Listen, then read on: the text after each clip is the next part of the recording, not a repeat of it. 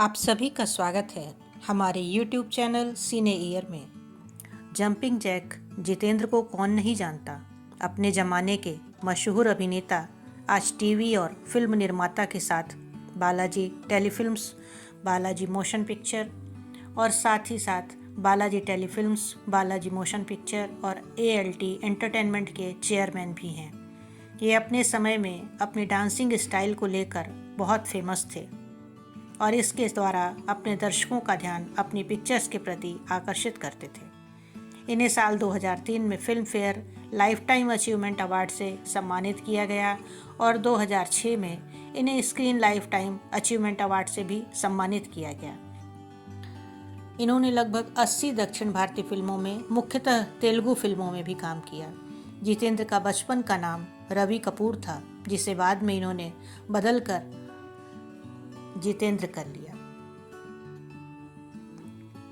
इनका जन्म 7 अप्रैल 1942 को हुआ था। इनके पिता का नाम अमरनाथ कपूर और मां का नाम कृष्णा कपूर है। इनके पिता इमिटेशन ज्वेलरी का काम करते थे। ये पंजाब के रहने वाले थे। जितेंद्र का जन्म भले ही पंजाब में हुआ हो, परंतु इन्होंने अपना बचपन गिरगांव, मुंबई में बिताया। ये उस समय रामचंद्र नामक बिल्डिंग में एक मिडिल क्लास लोकेलिटी में रहते थे।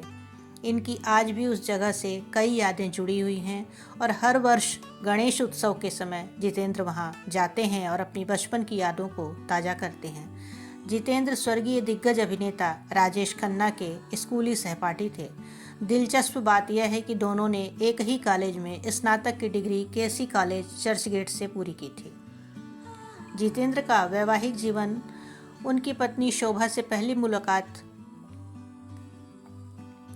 जितेंद्र की उनकी पत्नी शोभा से पहली मुलाकात जब हुई तब वे मात्र 14 वर्ष की थीं।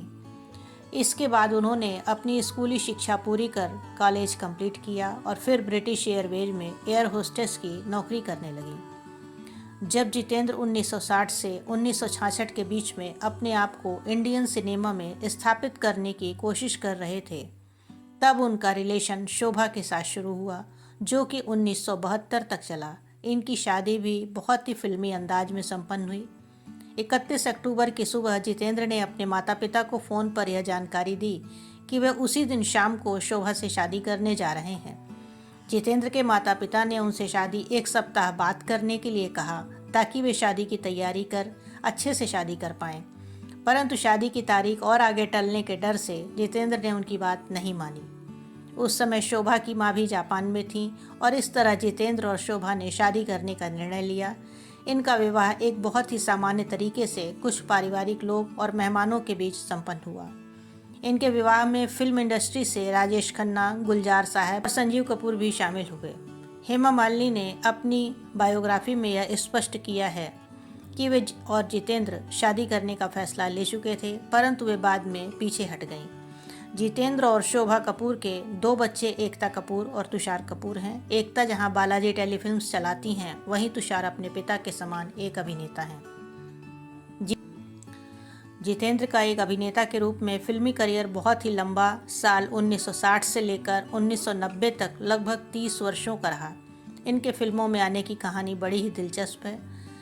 जैसा कि जितेंद्र के माता पिता नकली गहने का व्यापार करते थे, एक बार जब वह निर्देशक वी शांताराम को गहने की आपूर्ति करने गए, तब वह जितेंद्र की खूबसूरती से काफ़ी प्रभावित हुए, जिसके चलते निर्देशक ने उन्हें वर्ष 1959 के प्रोजेक्ट नवरंग में अभिनेत्री संध्या के साथ अभिनय करने की पेशकश की। इस प्रकार उन्हें पहला मौका मात्र 17 वर्ष की उम्र में 1959 में मिला। इसके बाद इन्हें दूसरा बड़ा मौका मिला साल 1964 में। फिल्म थी गीत गाया पत्थरों ने। इसमें भी वी शांताराम के ही द्वारा दिया गया उन्हें मौका, परंतु इन्हें सफलता 1967 में फिल्म फर्ज के द्वारा मिली। फिल्म फर्ज के गाने मस्त बहारों का ये मौसम इनका सुपरहिट गाना था। इसमें इनके स्टेप्स लोगों ने बहुत पसंद किए और साथ ही इस गाने में उनके द्वारा पहना गया टी-शर्ट और सफ़ेद जूते उनका ट्रेडमार्क बन गए।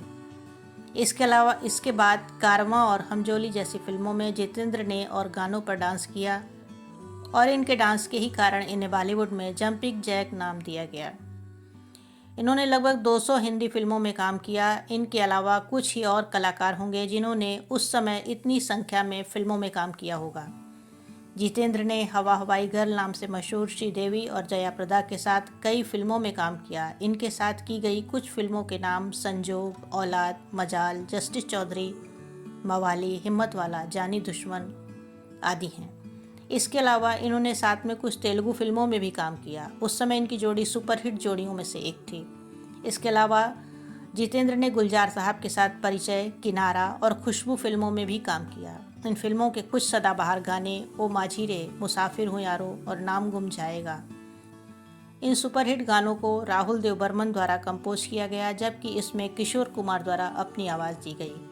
उस समय जया और श्रीदेवी के अलावा जितेंद्र की को स्टार की लिस्ट में रीना राय, नीतू सिंह, हेमा मालिनी, मौसमी चटर्जी, रेखा आदि नाम शामिल हैं। पहले आज के समान बहुत सारे अवार्ड्स फंक्शन नहीं होते थे, इसलिए उस समय अपनी हिट फिल्मों के लिए जितेंद्र के पास बेस्ट एक्टर या अन्य कोई अवार्ड्स की लिस्ट नहीं है। परंतु इतनी जानकारी है कि वे अपने समय में प्रसिद्ध कलाकार थे और शायद ही कोई कलाकार होगा जिसने उस समय इनके बराबर फिल्मों में काम किया होगा। आगे हम आपको कुछ अवार्ड्स की जानकारी दे रहे हैं। इन्हें विभिन्न अवार्ड फंक्शन में कुल 7 बार लाइफ टाइम अचीवमेंट अवार्ड से सम्मानित किया गया। वर्ष 2007 में जितेंद्र को दादा साहब फाल्के पुरस्कार से भी सम्मानित किया गया था। जितेंद्र को धूम्रपान करने की काफ़ी बुरी आदत थी, लेकिन जब उनकी बेटी एकता का जन्म हुआ तब उन्होंने अपने आप से वादा किया था कि वह अब से धूम्रपान और सभी बुरी आदतें छोड़ देंगे, जिसके बाद उन्होंने अपने खान पान पर काफ़ी ध्यान दिया। उन्होंने फिल्मों में अभिनय के अलावा कुछ समय बतौर बिल्डर भी कार्य किया।